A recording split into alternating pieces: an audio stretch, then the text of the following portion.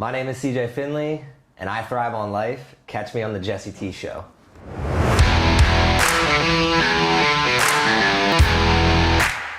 Mighty the powerful CJ Finley. What's going on, brother? Welcome to Austin, Texas. Dude, it's fucking been crazy. It's been the most, Austin is something that's been on my radar for so long, for so many reasons, and I am so thankful to be here. So thanks for being part of the welcoming crew, man. Heck yeah. Hell yeah, dude. So this story is all about you. It's your journey. It's your mission. It's everything that you've witnessed and everything that you've succeeded and things that you've overcome. So just give us a little context wherever you want to start. Who are you and what do you do? Yeah, well, just first off, happy to be here. Happy to have you in our up-and-coming studio out here in Austin, Texas, and glad you had a wonderful weekend, it seems like.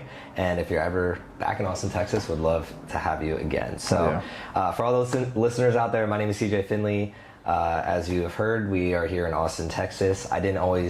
I wasn't always here, though. I grew up on the Northeast, outside of Philadelphia, kind of lived a little bit of the suburban lifestyle, and I just wanted a little bit more for my life, and ended up going to Nashville, Houston, Austin, all within like a 3-year span. And Austin just stole my heart because of the amazing people like yourself that come through here, and then the entrepreneurial spirit. So every single day I'm just fighting to make my life a little bit better and help others do the same thing.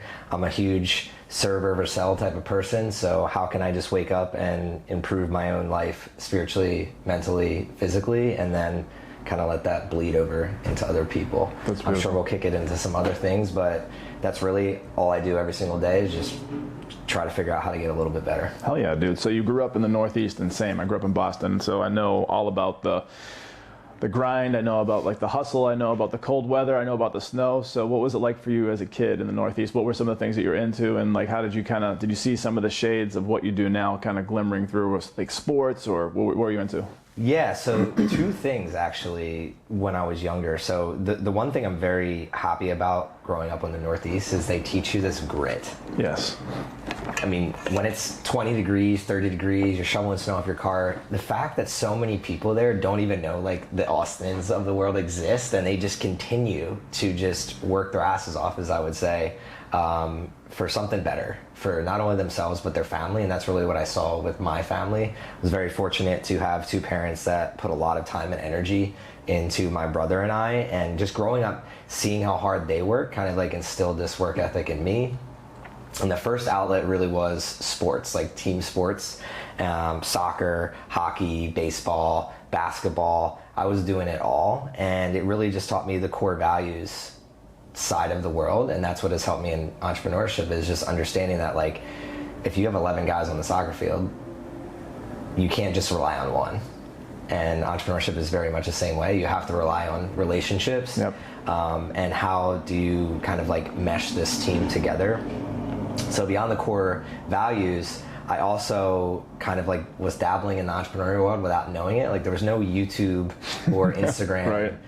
I don't even remember Google. Like we were on AIM. Like, that's what when I was a kid. Like it was like AIM, Instant Messenger, and that was it.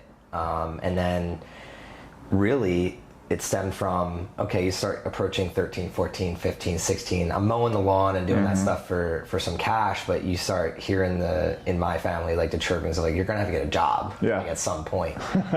So me, I am like, I try to optimize. I've always tried to optimize. I'm a critical thinker, engineer at heart, and when I was younger, I didn't want to go to a job. Like I liked just being outside and doing the things that I like to do. So I started scheming on like, how do I make cash? Again, I had no idea what I was doing. I was just trying to figure out what was the easiest way to make the highest amount of money. How can I have a little bit of input and then the highest amount of output? And really it was like mowing lawns, cutting grass, babysitting was a big one, because it's like if you babysit a couple people, they'll give you $50, $100. And then once I reached the age where I could like actually go get a job, working cash only, so like bus jobs, like busing. Reason I didn't pick waiting, I actually was a busser at a country club, and the reason I didn't pick waiting, like being a waiter, it's more stressful. So I was like, again, always like the input versus the output. How much is worth my time? So I was kind of always thinking in that way. And then I think a little bit of that was passed down. My dad caddied at golf courses when he was younger. So just hearing him talk about like, I would caddy for a day and just chat with a bunch of people that are successful and make $100. Nice. So I started thinking in that way. That entrepreneurial mindset, like go make your own money, go work your own time, be free, do what you want kind of yeah, thing. so he was, and he's not an entrepreneur, but he was kind of like putting that in my ear without even realizing it, I think. And then when I got into the frustrating part was when I got into college, like I went into engineering, and one of the things that I'm really being the educational reform, and one of the things that I wish would have happened is the engineering school would like partner with the business school, because in the real world, you like your sales team is selling for your engineers. Yeah. So it's like very connected, but in school it wasn't like that. So I kind of lost that path during school. But so you went to school for engineering? Yeah. Nice. And what was the goal there when you were going to be an engineer? Was it planning? Was it structural? Was it, you know? So I went in with no plan. Awesome. And that's another thing I think that brings me in the education system is, and reform, is they don't really set kids up for success. Yeah. And I remember being in high school and them being like, you're good at math, go be an engineer, or go into the math and sciences. And my dad was an engineer, so I was just like, this is just the path of least resistance. Yep. Rather than like, what do I really like and where do I want to make an impact on the world? I wasn't asking myself those questions, didn't have anybody to ask me them. I'm in a small suburban town.